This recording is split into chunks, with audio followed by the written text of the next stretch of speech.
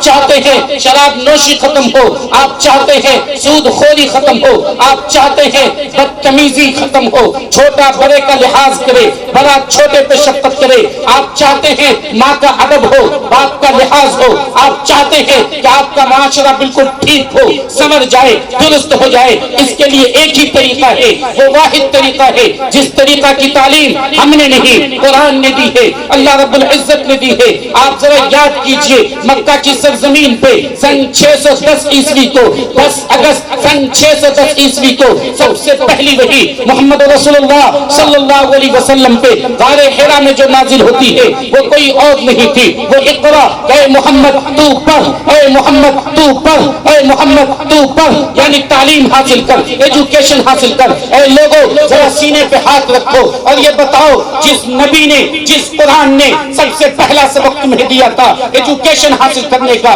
تعلیم حاصل کرنے کا، آج پوری دنیا میں تعلیم کے اعتبار سے تمہارا پیروگراف سب سے نیچے کیوں ہے؟